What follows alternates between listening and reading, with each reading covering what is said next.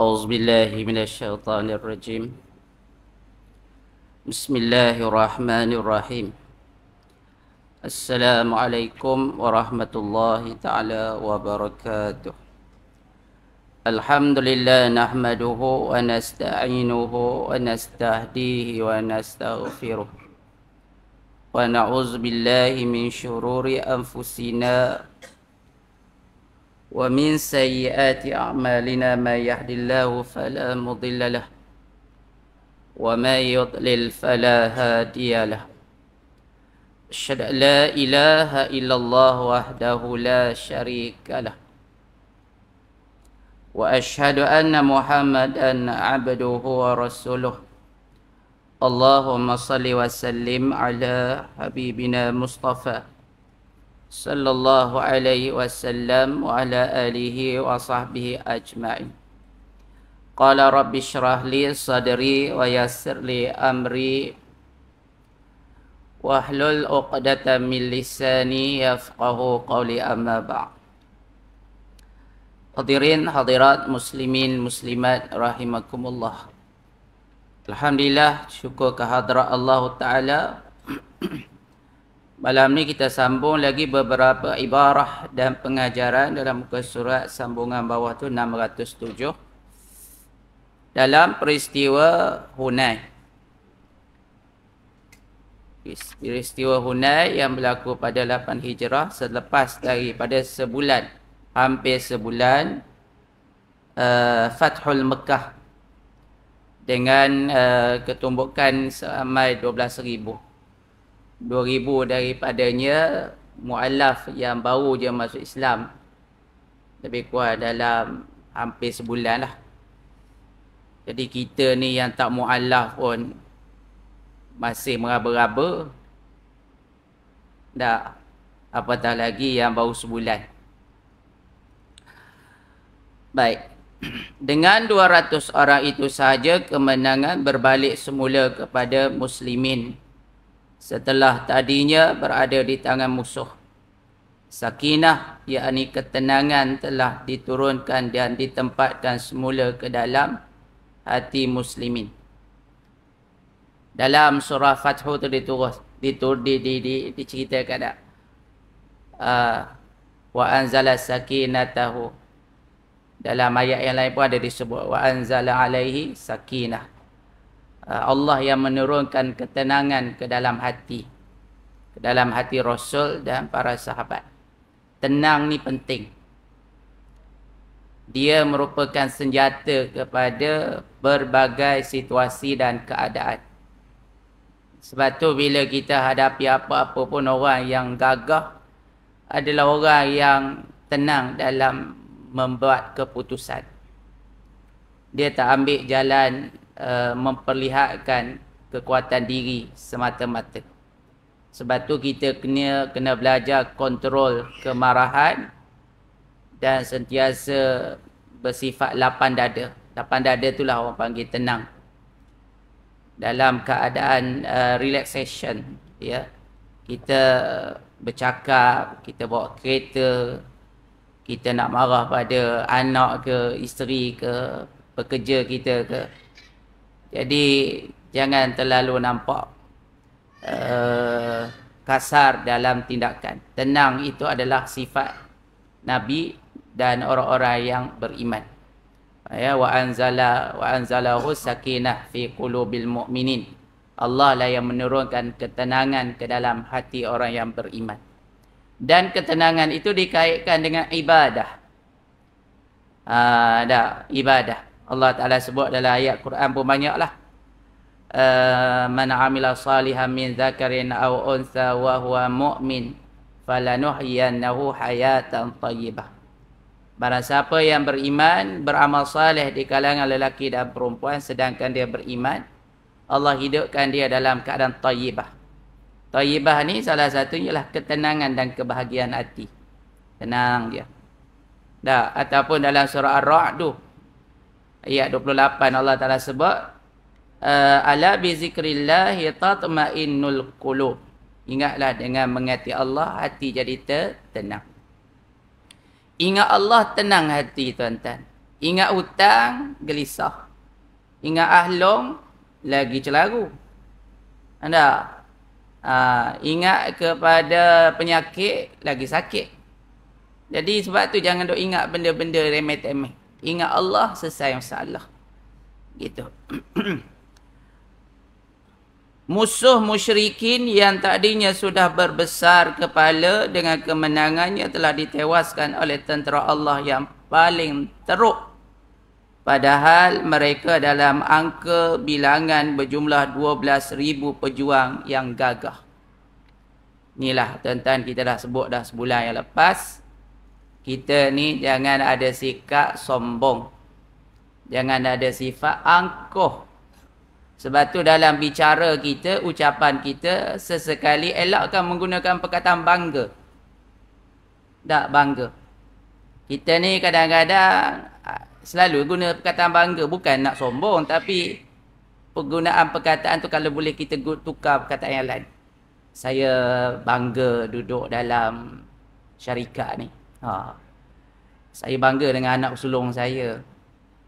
Saya berbanggalah dengan apa yang saya dah capai selama ni. Bangga tu dalam bahasa kita bangga, sombong, takabur. Dan walaupun dia sebut tu bukan nak niat takabur, tapi istilah perkataan tu tak sesuai. Jadi kita tukar perkataan bangga tu dengan perkataan syukur. Saya bersyukur dapat isteri yang memahami saya. Contoh. Saya bersyukur sejak saya buka bisnes ni, alhamdulillah lah hari ni berkembang. Walaupun masa PKP sebelum ni angkat semput, tapi sekarang dah alhamdulillah lah bolehlah bernyawa sikit. Jadi kita guna perkataan syukur, elak perkataan bangga. Sebab bangga tu lah yang akhirnya menjeruk tekak. Ni sahabat-sahabat ni, termasuklah yang mu'alaf tu, dia bangga dengan bilangan yang besar. Sombong, rasa angkuh, rasa hebat, rasa menang. Dia rasa menang dengan bilangan. Dia tak rasa menang dengan pertolongan. Dalam akidah kita, iyyaka na'budu wa iyyaka nasta'in. Hanya kepadamu kami beribadah, kepada kamu kami memohon pertolongan. Kita minta tolong dengan Allah dalam apa jua. Jangan sekali-kali kita ni rasa hebat sehingga kan lupa Allah. Kita dah ada ilmu kedoktoran, kita lupa kuasa Allah dalam perubatan. Kita ni dah ada ilmu perlombaan, kita lupa kuasa Allah. Dah, duk wiling-wiling, pap jatuh, kena pula kereta Myvi. Dah lah malu, kena bayar denda pula. Tak pasal-pasal kena angkut ke polis, tak tahu. Ada jalan sempit, duk angkat ke tayar. Ada tersembang dia punya makwa dia. Ada nak tunjuk hebatnya dia boleh wiling. Jadi tak payah dah nak menunjuk-nunjuk sangat dalam keadaan-keadaan yang tak sesuai tempat dia. Begitu tak?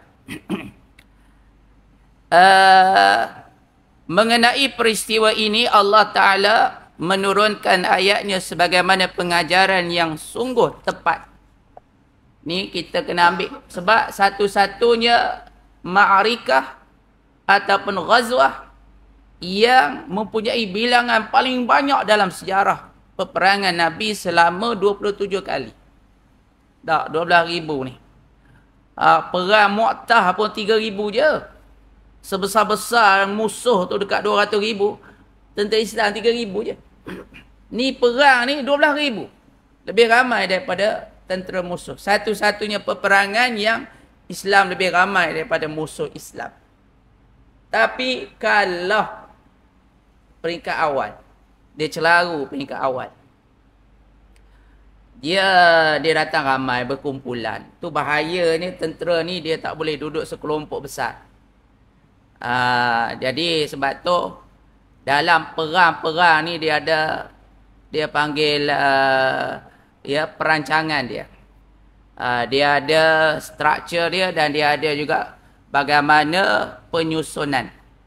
Kalau askar-askar kat Malaysia ni dia belajar strategi perang. Dia guna strategi daripada England. Sebab tu tentera-tentera kita yang kerabat-kerabat biasanya pergi belajar dekat institusi ketenteraan di sana je, British. Dan antara strategi perang yang mereka belajar adalah strategi perang cucuk. Satu panglima perang daripada Inggeris. Winston Churchill. Dia adalah panglima paling jahat sekali dalam sejarah Britain yang membunuh hampir jutaan manusia. Jutaan. Dia bunuh manusia ni. Dia pergi jajah, dia bunuh. Dia masuk Palestin. Sebelum dia serah pada Palestin, ribuan, ratusan dibunuh. Hampir 700,000 dibunuh oleh cucuk ni.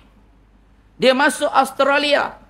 Australia ni tuan-tuan, sebelum diperintah oleh orang kulit putih sekarang, dia adalah tanah kawasan timur. Orang-orang bangsa Melayu yang mendiaminya, keturunan darah Melayu. Dah, seperti Filipina, Indonesia, Brunei, Moro, semua bangsa Melayu belaka. Termasuklah Australia. Mereka masuk Australia, mereka bunuh sebagaimana mereka masuk Amerika, mereka bunuh segala red Indian yang ada di sana. Ya, akhirnya tengok Australia hilang dah peribumi dia, maka mereka boleh naikkan negara di bawah jajahan British. Dah, ini. Jadi semua tempat jajahan British, bila dia masuk, dia bunuh. Dia bunuh. Dia tak tinggal pun. Bila dia masuk ke tanah Melayu, perancangan yang sama mereka nak buat pada tanah Melayu. Dia masuk Perak. Dia nak serang, dia nak arahkan bunuh. Tiba-tiba dia dapati di Perak banyaknya meriam. Orang Melayu ketika itu banyaknya senjata. Mereka tak jadi. Plan A, mereka pergi plan B. Plan A tu mereka bawa ke Australia. Akhir sekali berlakulah perjanjian, perjanjian Allahumma salli Muhammad. Pulau apa panggil tu? Nama apa lupa dah. Pangkor, perjanjian lumut dan sebagainya, perjanjian lumut, pangkor dan sebagainya. Maka mereka ambil tanah Melayu melalui perjanjian. Mereka tak berani lawan dengan senjata. Sebab itu England tak pernah lawan dengan senjata. Dia tak mampu. Dia tengok senjata-senjata kita ada. Gitu. Jadi orang kita ni strategi perang dia ambil daripada tu. Walaupun Winston Churchill ni dia pernah kalah. Dia pernah kalah perang dengan Turki. Dia kalah dalam satu sesi peperangan yang besar dalam Perang Dunia Kedua, pertama ataupun kedua gitu lebih kurang, dia kalah. Tapi strategi perang dibelajar oleh tentera-tentera kita melalui institusi ketenteraan yang dihantar. Biasanya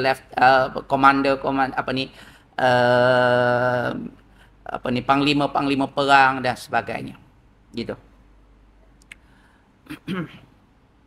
Jadi kita tengok Allah Ta'ala menyebut, wa yawma hunainin iz a'jabatkum kasratukum falam tughni ankum syai'a wa dhaqat 'alaikumul ardu bima rahubat thumma wallaytum mudbirin thumma anzalallahu sakinatahu 'ala rasulihi wa 'alal mu'minin wa anzala junudan lam tarawha wa 'adzaba alladhina kafaru wa dhalika jazaa'ul kafirin thumma yatubullahu min ba'di dhalika 'ala man yasha' wallahu ghafurur rahim. Pada hari ingatlah, wa yauma Hunain, dan ingatlah di hari peperangan Hunain. Hunain ni satu lembah antara Mekah dengan Taif. Dia berdekatan dengan Taif dah lah. Dia ada satu lembah, antara sempadan lah, lebih kurang hampir, maknanya perjalanan yang agak jauh baru jumpa Hunain, dan dia berdekatan dengan Taif. Gitu, Jadi dia adalah kawasan Bukit Bukau. Dia banyak tempat-tempat persembunyian. Jadi orang Taif ni, dia kenal lah sebab tu kawasan dia. Dia datang awal dan dia bersembunyi di sebalik gunung-gunung, bukit-bukit, batu-batu tu. Kemudian bila tentera Islam datang, dalam kumpulan yang ramai tu, maka mereka hujani dengan anak panah. Pum, terlalu banyak sangat. Ada. Jadi bila banyak ni, tentera yang 12,000 ni lari, dia terkejut. Tak. Bila terkejut dia lari lita pukang. Pum lari pakat lari belakang. Hak sahabat daripada Madinah pun lari. Hak Mu'alaf pun lari pakat lari. Tinggal Nabi, ya, Sayyidina Abbas dan 2-3-4 orang je dalam keadaan yang getir itu. Nabi naik himar je, naik keldai. Ya, Nabi naik keldai, Nabi pecuk keldai itu. Yang Sayyidina Abbas ni bapa saudara dia duk pegang tali keldai tu. Jadi Nabi bawa laju. Jadi dia pun termengah-mengah. Dia tarik tali tu, dia kata, "Ya Rasulullah, tak payahlah ya Rasulullah. Rasulullah ni berani walaupun sahabat dah lari dah." Nabi pecuk ke depan. Inilah antara keberanian Nabi. Ya, dalam keadaan orang pakat lari, Nabi terpa ke depan. Ni kalau kita baca surah Adiyat tak. Wal 'adiyati dhabaha. Demi kuda yang berlari kencang, yang mengeluarkan nafas, yang berhemburan nafas dia. Ya, nafas orang yang kencang macam ni. Ya. Kemudian fal muriyati qadaha. Dan kaki-kakinya yang mengeluarkan pecisan api. Pecisan api. Ya. Fal muriyati qadaha. Apa dia? Fal mughirati subha. Dan meluncur dengan laju. Meluncur dengan laju. Dia tak heran lah. Ya. Fal mughirati subha. Fawasatna bihi jam'a. Sehingga kan debu-debu berterbangan. Fawasatna bihi jam'a. Dan dia menghala ke hadapan medan perang. Dalam kumpulan manusia. Islam ajar pada kita. Kena ada keberanian.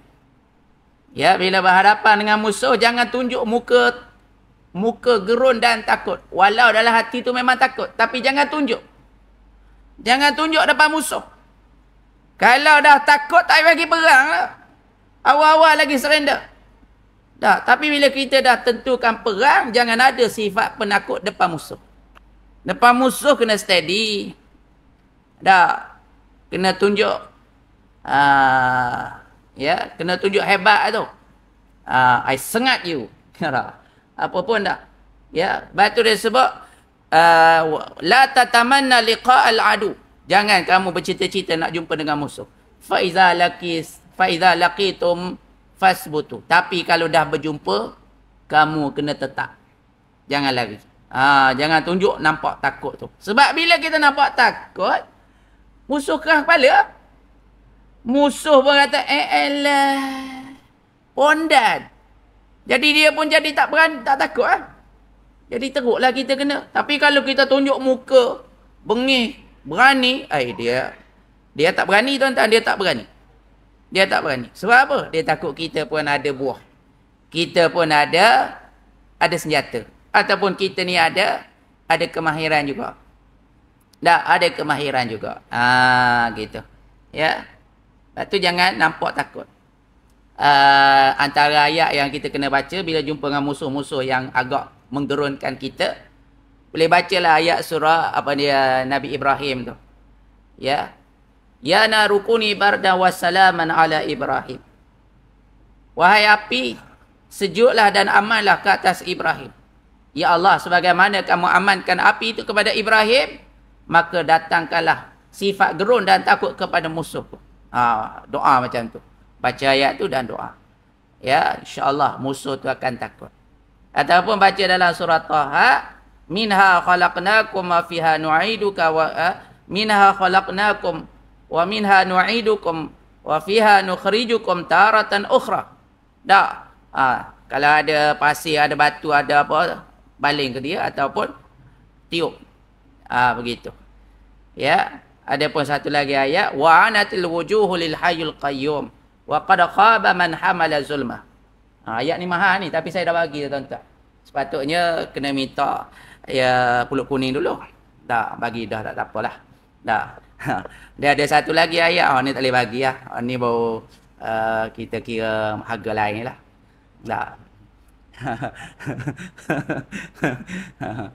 Takkan nak bagi laka tak? Nanti lawan Tok Guru.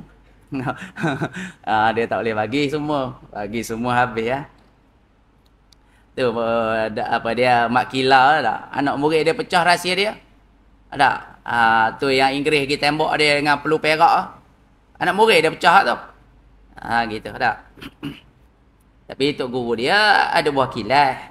Dia tak boleh bagi semua. Bukan boleh percaya sangat tak. Gitu. Jadi Nabi ni meluru ke depan. Ya, meluru. Abbas sekat dulu. Wahai Muhammad, wahai ya Rasulullah, tunggulah ya Rasulullah. Ya, maka Rasulullah suruh panggil. Panggil lah tu. Tu yang panggil tu. Ya, wahai orang yang berjanji dengan Hudaibiyah. Ya, perjanjian di Hudaibiyah. Yang berjanji dan orang-orang, wahai orang-orang Madinah. Ataupun yang disebut orang Ansar. Kembalilah kamu. Balik ya. Panggil-panggil tu. Tu yang kembali 200 orang tu. Tu sebut awal tadi 200 orang.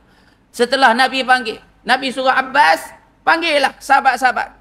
Tak, yang pernah berjanji di Aqabah, yang pernah berjanji di Hudaibiyah, yang pernah berjanji taat setia pada Nabi di Madinah. Maka hak ni lah datang 200 orang. 200 orang ni taraf komando. Walaupun lari dulu, tak, tapi dia datang balik. Datang balik tu lah tuan-tuan, 200 lawan 10,000. Kalah 10,000. Nabi turun daripada keldai, Nabi ambil tanah tu. Ya, Nabi pun lempar ke arah musuh. Setelah daripada itu musuh menjadi takut dan lari. Tak. Jadi macam dekat Afghanistan dekat, dia ambil pasir tu, dia baca. Ya, antara ayat yang dia baca tadilah wa anatil wujuhu lil hayyul qayyum wa qad khaba man hamala zulma. Ataupun nak mudah sikit ambil ayat Yasin pun tak apa. Ambil genggam pasir tu waja'alna min baini aydihim sadda wa min khalfihim sadda fa ushaynahum fahum la yubsirun. Balik. Tak, dengan izin Allah, minta pertolongan daripada Allah Subhanahu wa taala. Jadi bila Nabi balik tu, musuh jadi kendor. Takut belaka. Allah masukkan dalam hati mereka ar-ra'du. Ya, perasaan gerun dan takut pada Nabi dan sahabat-sahabat Nabi. Akhirnya mereka lari. Barulah dapat aman balik. Jadi dalam keadaan yang macam tu tuan-tuan, senjata yang paling baik adalah tenang. Kalau tak tenang tu bakal lari belaka tadi. 12,000 tu lari belaka. Tinggal Nabi, Sayyidina Abbas dan berapa lagi yang duduk bersama Nabi, Abu Bakar, Umar, Uthman duduk dengan Nabi. Hak lain pakak lari belaka. Sebab mereka dah gelak dalam keadaan blur lah. Blur je. Tak. Tenang tuan-tuan, tenang. Sebab tu kita duduk dalam hutan ke, ya, kita kena gangguan-gangguan ke, ada orang terganggu ke tak, kena histeria ke, kena mengamuk ke apa. Tenang dulu. Relax, tenang. Orang yang kena sapuk, orang yang kena ganggu. Kita nak ubat orang tu kena tenang. Jangan gelabah. Sebab syaitan ni dia lebih bijak dengan kita. Ya, dia lebih pandai daripada kita. Kalau kita gelabah dia pelekeh kat kita lah. Tu kena tenang, kena sabar, menunjukkan kewibawaan. Ya, menunjukkan kewibawaan. Jadi dalam ayat ni disebut, dan ingatlah di hari peperangan Hunain, iaitu di saat kamu menjadi sombong. Nampak tak? Perkataan sombong tu. Kamu rasa hebat kerana banyaknya bilangan kamu. Maka bilangan yang banyak itu tidak memberi sebarang faedah kepada kamu. Terasa seperti sempit. Terasa sempitlah buat kamu bumi yang luas ini. Kemudian kamu lari ke belakang porak-peranda. Kemudian Allah menurunkan sakinah kepada Rasulnya dan kepada mukminin. Dan Allah menurunkan bala tentera yang kamu tidak dapat melihatnya. Dan Allah menimpakan azab kepada orang kafir. Dan demikianlah balasan kepada orang kafir. Sesudah itu Allah menerima taubat dari orang-orang yang dikehendakinya. Dan Allah amat pengampun lagi amat penyayang. Jadi bila Nabi pegang pasir tadi, Nabi balik. Maka berserta dengan tu Allah turunkan malaikat. Malaikat ni lah hak pergi serang kafir-kafir ni, memasukkan dalam hati mereka perasaan takut, perasaan gerun. Kemudian dalam hujung ayat tu disebut, sesudah itu Allah menerima taubat daripada orang-orang yang dikehendakinya. Poh-poh hak lari-lari, hak kafir-kafir hak lari-lari ni, akhirnya kemudiannya mereka memeluk Islam. Ya, dan Allah ampunkan dosa-dosa mereka. Dan Nabi berbincang dengan para sahabat. Akhirnya para sahabat yang lain dengan rela hati memberi kembali harta rampasan dan tawanan perang. Sebenarnya hak dia lah, sebab dia menang perang. Tapi oleh kerana atas dasar persaudaraan yang mereka baru masuk Islam, maka mereka kembalikan. Itu pun Nabi bagi tawaran. Ya, pada yang baru masuk Islam ni daripada Taif, kamu kena pilih salah satu je. Kalau kamu nak harta, kami bagi harta. Anak beranak kamu hak kena tawanan, tak boleh. Tapi kalau kamu ambil tawanan, harta tak boleh. Tak? Maka mereka nak tawanan. Ya, mereka nak tawanan. Tapi ada sahabat-sahabat yang menyerah belaka. Tawanan pun dia bagi, harta benda pun dia bagi. Gitu.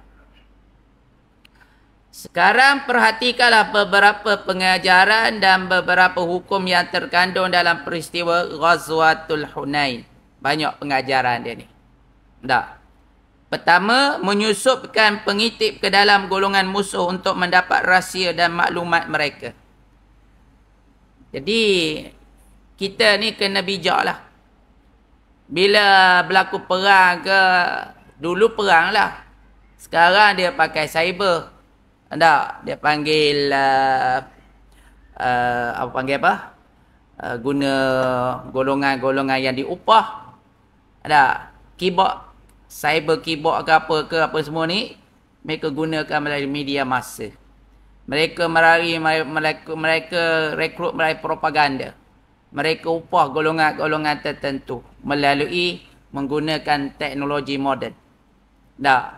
Mereka serang, menyelusup masuk melalui perantaraan itu. Gitulah. Macam juga Britain. Dia nak lawan Perancis dan nak lawan Jerman. Masa tu dia pakai beberapa kod-kod rahsia. Dia hantar, Jerman dapat bantuan daripada dia punya sekutu. Dia pakai kod. Ya, dulu kan pakai apa panggil tu? Tek. Nama apa saya pula. Pakai kod dia nak buka kod tu lah. Tapi akhirnya Britain ni dengan salah seorang daripada pegawai dia boleh pecah. Ya, dia punya key dia tu. Ya, dia punya kod rahsia yang boleh masuk kepada maklumat-maklumat tu. Akhir sekali bila pecah dia dapat maklumat tu bocor. Dia dapat guadam. Bila maklumat-maklumat tu dapat diketahui, maknanya ada bantuan daripada luar, mereka dapat sekat. Awal lagi. Sebab tu perang dunia kedua, Britain ni boleh menang. Seluruh dia menang di bawah tanah jajahan dia. Ya, begitu juga dengan Perancis, dengan Jerman, semua dia dapat kantoikan. Dia menjadi kuasa besar yang tak terkalah masa itu. Sekecil-kecil Britain ni sebesar Sabah Sarawak, tuan-tuan, tapi dia menguasai dunia masa tu. Hebat. Tak? Kehebatan mereka ni. Sampaikan Hong Kong tu pun di bawah tanah jajahan dia. Tak? Sebesar-besar China tak? Dia boleh ketahuan Hong Kong. Dia dapat merdekakan Hong Kong tu baru je. Ya, baru je. Jadi yang pertama, tuan-tuan, kita kena masukkan orang-orang ke dalam barisan musuh. Mencari data, mencari maklumat dan mengetahui. Macam banyaklah contoh yang boleh kita berikan. Masa Nabi nak keluar hijrah, Nabi letakkan beberapa figure-figure tertentu. Yang ini dia panggil takhtitu basyariah. Penyusunan kemanusiaan ataupun modal insan. Nabi susun. Sebab tu Nabi amat peka terhadap kemahiran setiap seseorang. Jangan sesekali kita tersilap meletakkan orang pada sudut-sudut tertentu. Sebab dia boleh menyebabkan kegagalan yang dampaknya besar. Dalam bab perang ni dia tak boleh silap. Silap je akan rosak. Jadi salah seorangnya ialah Abdullah bin Abu Bakar. Kerja dia siang hari duduk kat Mekah. Orang kata siang hari ni dengar-dengar. Dengar-dengar apa yang orang pimpinan Mekah duduk tawarkan, duduk rancang. Lepas tu waktu petang dia pergi ke gua tu. Dia pergi ke gua tempat Nabi dengan Abu Bakar bersembunyi, bawa dengan Abdullah bin Uraiqi. Bukan. Amir Fuhairah. Amir Fuhairah pula dia bawa kambing untuk menutupi tapak-tapak Abdullah. Gitu dah. Jadi tengah hari sebelum tu Asma dulu pergi. Asma pergi bawa bekalan makanan. Jadi dia duduk situ, dia tunggu Abdullah petang pula sampai. Ada petang tu sampai. Jadi dia sampai, dia tidur situ, lepas tu pagi tu dia balik. Dah, jadi bersama dengan Abdullah Amir Fuhairah ni tutup tapak-tapak kaki tu supaya tak dapat dikesan. Jadi Abdullah ni lah sebagai mata-mata menyampaikan berita-berita terkini. Dia panggil mata-mata lah dah. Begitu juga dalam perang Khandaq, Nabi tugaskan kepada Huzaifah Al-Yamani. Ya, dia masuk ke bahagian tentera-tentera bersekutu ni Al-Ahzab sampai dia boleh nampak jelas ya Abu Sufyan. Tapi Nabi dah bagi dah isyarat jangan buat apa-apa. Ya. Jangan buat apa-apa. Kamu pergi tengok, kamu pergi pantau dan ambil maklumat-maklumat tertentu. Masa tu Huzaifah dah kata kalau aku panah je Abu Sufyan ketika tu memang kena. Memang kena. Tapi Nabi dah ajar kat dia. Nabi dah bagi tahu jangan buat apa-apa. Kalaulah Huzaifah lupa dengan ingatan Rasulullah, dia bunuh Abu Sufyan, maka tak timbullah cerita Abu Sufyan kemudian hari masuk Islam. Ada. Jadi Allah Ta'ala nak letakkan Abu Sufyan ni kemudian hari dia masuk Islam. Ada. Anak dia tu Umayyah. Ya. Umayyah. Umawi pula dah. Ya. Itu yang penulis Al-Quran, kemudiannya menjadi khalifah. Tak. Keturunan dia. Jadi banyaklah intipan-intipan dibuat. Sebelum ini telah pun kami sebutkan bahawa perbuatan demikian adalah harus. Harus maknanya dalam kita ni berperang dipanggil al-harbul khidam. Perang itu adalah satu tipu daya. Kita ni batu tuan-tuan, antara pimpinan yang hebat Abu Sufyan jugalah. Abu Sufyan ni dia antara pimpinan yang begitu banyak kepakaran dia. Dia boleh tahu tai unta. Tai unta yang jatuh ke atas tanah tu, dia nak tahu yang datang ada kumpulan-kumpulan yang lalu jalan tu, dia hanya cek pada tai unta saja. Tuan-tuan ada perhati kat bab tai ni? Tak. Kita jarang buat perhati. Sebab tu kalau ada orang kanser kolon ke, kanser usus ke apa ke, ataupun apa-apa kanser yang berkaitan dengan perut, doktor minta cebisan daripada najis. Dia akan cek najis tu. Melalui najis, dia akan bagi keputusan. Begitu juga air kencing. Darah, macam-macam lah. Adalah apa. Ya, Abu Sufyan hanya cek melalui najis saja. Dia kata unta ni yang lalu sini ni, unta Madinah. Unta Madinah. Sampai macam tu mereka perhati. Sebab tu kita ni, bila kita pergi satu tempat-tempat tuan-tuan, walaupun kita pergi hantar bini kita kursus ke, walaupun kita ni pergi jalan-jalan ke, tetapi pemikiran kita kena pick up. Kita duduk satu tempat, kita kena scan semua benda. Dalam kepala pop dah. Sebab apa? Sebab suatu ketika nanti kita akan datang balik tempat tu. Bila orang kata, kamu pergi di sini, tempat dia dekat stesen bas, tempatnya kat balai bomba, tempatnya kat balai polis, tempatnya dekat masjid. Oh, aku nampak. Dulu aku pernah pergi dah. Kita dah tahu dah di mana tempat-tempat itu. Jadi kalau berlaku darurat ke, bila berlaku orang masuk negara kita ni ke, berlaku perang ke apa ke, senanglah tuan-tuan nak lari. Tuan-tuan nak lari. Tak, ataupun senanglah kita mencari tempat-tempat yang selamat strategi. Ataupun kalau kita ada urusan-urusan, kita dah tahu dah tempat begini. Jangan pergi ya, kita ni kalau nak pergi satu dan tak ada hubungan dengan kita pergi gitu je lah. Kadang-kadang kita tak perhati pun kiri, kanan, belakang, depan apa semua.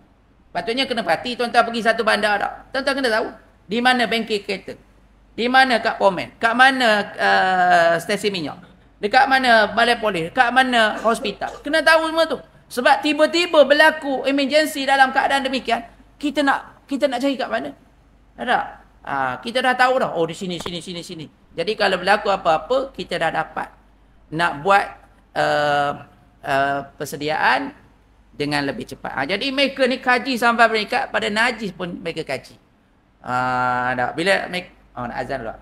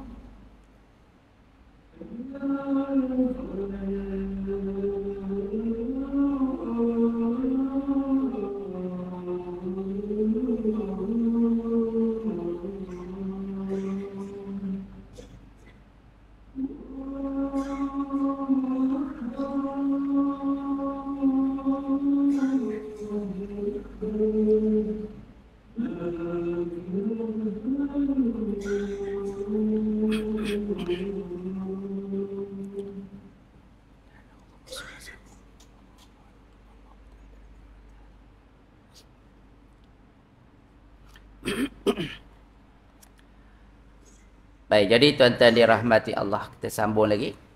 Jadi itu salah satu daripada strategi lah. Ya, macam kita masuk dalam hutan. Orang yang masuk dalam hutan, dia kena peka. Pertamanya, antaranya ialah kesan-kesan yang berlaku kepada pokok-pokok kayu yang renek-renek di hadapan kita. Tapak-tapak kaki. Ya, tapak kaki babi macam mana? Tapak kaki rusa macam mana? Tapak kaki harimau macam mana? Ini kena peka. Hak kaki-kaki mancing ni. Tak. Dia kena pastikan. Kalau dia nampak macam ada buih-buih yang gelembung-gelembung turun keluar daripada naik daripada dalam tu, air tu, maka cepat-cepatlah beralih. Jangan duduk kat situ. Ataupun kita nampak macam ada selat, ya, macam ada bentuk sungai tu, dia macam ada suatu bentuk kita kata apa ya? Tak. Jadi ada kesan-kesan tertentu ni, jangan duk berani-berani pergi lah. Ya, jangan berani-berani pergi. Kawasan sungai-sungai yang banyak udang, hati-hati. Biasanya banyak udang, banyaklah benda tu. Tak. Kena perhati. Dan kena tahu apa kelemahan dia. Ada kelemahan dia. Buaya ni dia lemah, ada bunyi-bunyi tertentu. Kalau kita keluarkan bunyi tu, dia akan lari. Dia ada bunyi dia. Ya. Saya malah ajarlah bunyi tu sebab tuan-tuan duduk kat sini dah. Belajar sendiri lah. Ya. Bila saya ingat cerita, ya, mak dia ni ajar bunyi binatang pada anak dia. Dia kata, sayang, dia tanya anak dia Angah, kalau bunyi kambing macam mana? Anak dia kata, mbek, bagus. Ya, bunyi ayam macam mana? Anak dia, kuk. Okay. Kalau bunyi buaya macam mana? Dah. Dia jawab apa? Bunyi buaya, hai sayang. Dia lain. Tu bunyi suara buaya. Tak, tapi maknanya dia ada bunyi buaya ni, kita sebut bunyi tu, dia akan lari. Jadi kena perhatilah. Jangan duk suka-suka pergi dalam hutan. Ya, tepi-tepi sungai tengok-tengok ada sarung ular dah. Ular sedang salin. Hati-hati. Tak pasal-pasal kita nak ingatkan cari ikan, lala kita jadi makanan ular pula. Ular besar-besar sekarang ada. Jadi itu pentingnya kita ni belajar. Nak masuk dalam hutan, tersesat dalam hutan, akar kayu yang macam mana yang boleh diminum. Ya. Cantah satu, cantah dua, tak boleh minum semua. Kalau ada bentuk-bentuk nampak macam ada getah-getah, itu racun lah tu. Ya, kalau kita cantah keluar air, tak ada getah, boleh minum. Kena ada belajar tentang survival di mana saja kita berada. Kemudian dia sebut malah menjadi wajib jika suasana dan keadaan memerlukannya.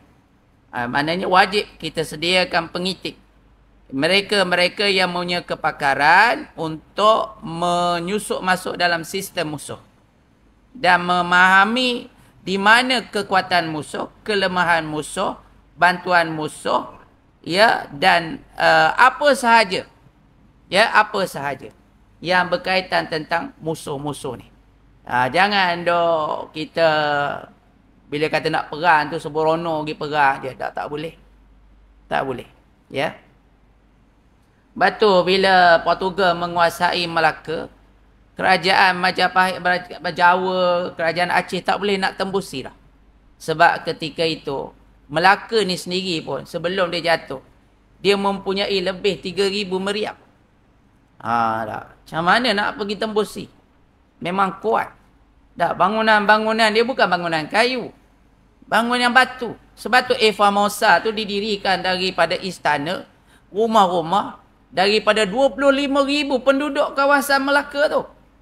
Diroboh kemudian dibina Formosa tu. Sebenarnya kapal kapal kerajaan Melayu ketika itu lebih besar daripada kapal yang ada sekarang ni, daripada kapal Portugis. Ya, 3-4 kali ganda lagi besar. Sepatutnya kerajaan kita ni kena ada satu lagi kapal Melayu, kapal kerajaan Melaka, yang besar dia tu tak silapnya lebih kurang dalam 5-6 kali ganda daripada kapal yang ada sekarang. Barulah bila pelajar datang, dia akan rasa bangga dengan kerajaan Melayu dulu. Ini datang tengok kapal penjajah. Duduk perhati ke rumah penjajah dekat Hulu Hilir apa sebagainya. Tak nampak mana kerajaan, ya, Istana Melayu, di mana Masjid Al-Aqsam ketika itu. Semuanya kita ditutupi oleh kesan-kesan penjajah. Negara Islam di Sepanyol dulu, mana ada dah, diruntuh, dihancurkan prasejarah Islam. Ya, Sepanyol dan juga Cordova ketika itu. Supaya benda tu tak memberi suatu adalah sikit-sikit, tak banyak lah. Hal lain dia perancurkan habis lah. Jadi kita ni duk peragung-agungkan daripada kesan-kesan penjajah. Sehingga kan bila orang pergi ziarah, duk tengok kapal orang lain. Kapal kita sendiri yang lebih hebat, 3 kali ganda daripada tu besarnya kapal kita. Gitu. Dan itulah yang dilaksanakan oleh Rasulullah sallallahu alaihi wasallam dalam Ghazwatul Hunain, iaitu baginda telah mengirimkan Abdullah ibnu Abi Hadrat Al-Aslami.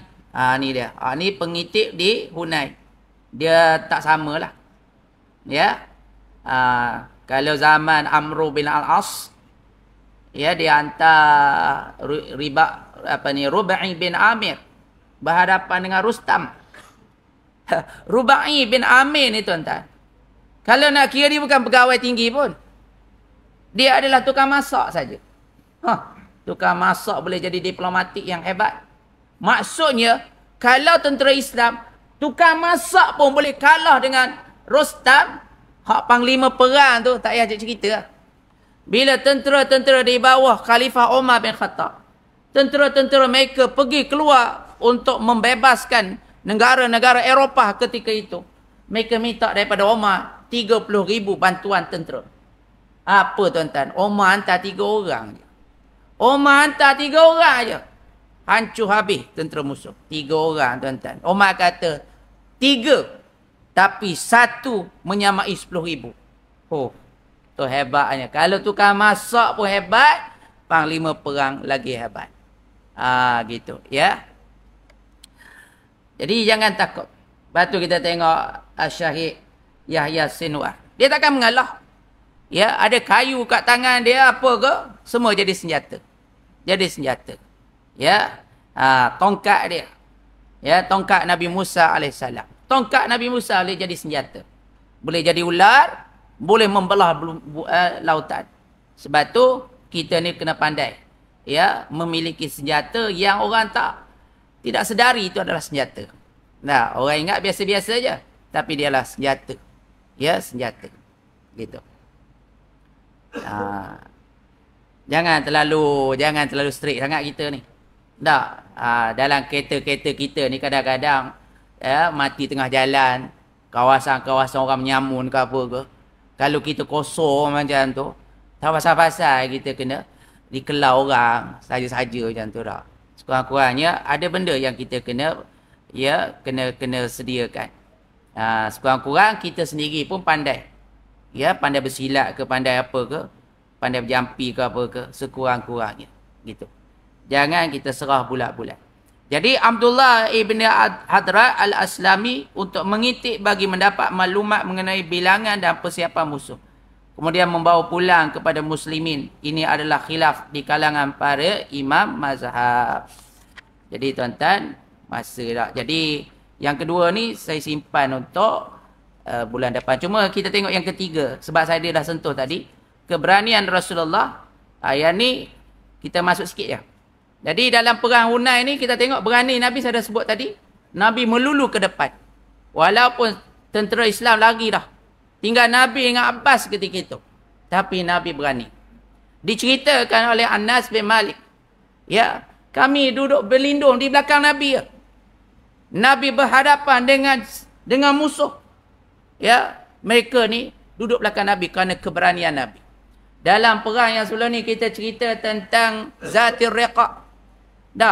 Nabi ni bila dah waktu tengah hari rehat, Nabi letak pedang dia ataupun senjata dia atas pohon, Nabi pun rehat.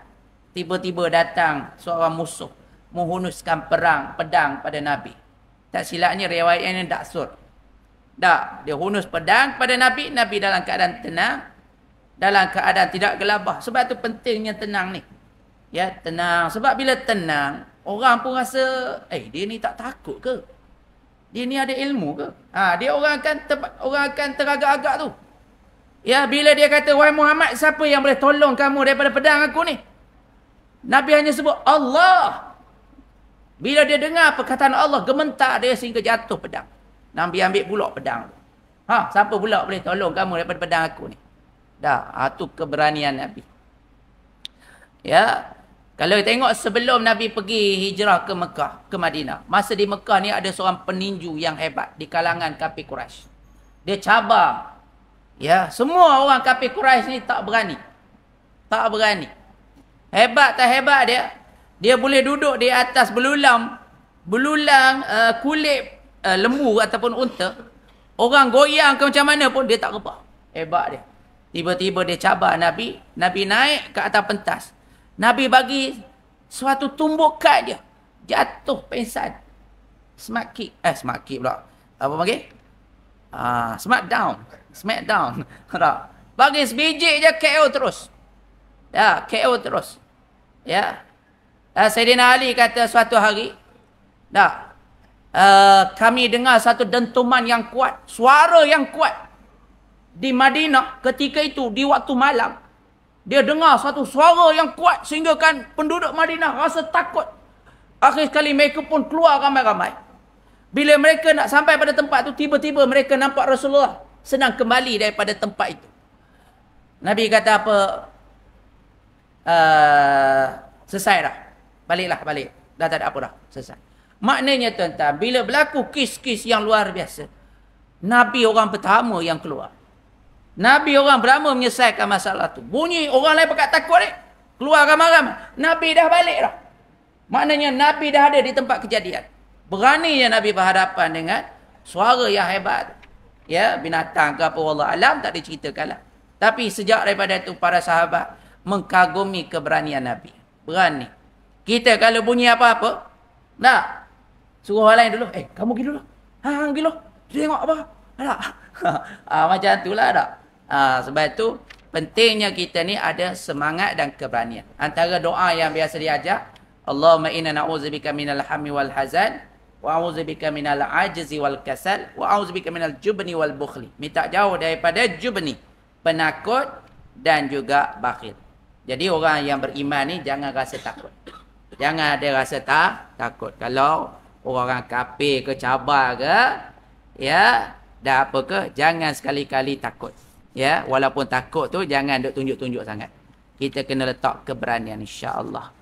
Wallahu taala bis-shawab. Aqulu qawli hadza wa astaghfirullah li wa lakum. Bismillahirrahmanirrahim. Alhamdulillahirabbil alamin. Wassalatu wassalamu ala asyrafil anbiya'i wal mursalin wa ala alihi wa sahbihi ajma'in. Allahumma nawwir qulubana binuri hidayatika man nawwartal arda binuri syamsika abadan abada birahmatika ya arhamar rahimin. Allahumma inna na'udzubika min ilmi la yanfa' wa min qalbin la yakhsha' wa min nafsin la tashba' wa min du'li yustajab. Sallallahu ala sayyidina Muhammadin wa ala alihi wa sahbihi wasallam walhamdulillahi rabbil alamin. Taqabbalallahu minkum ya karim.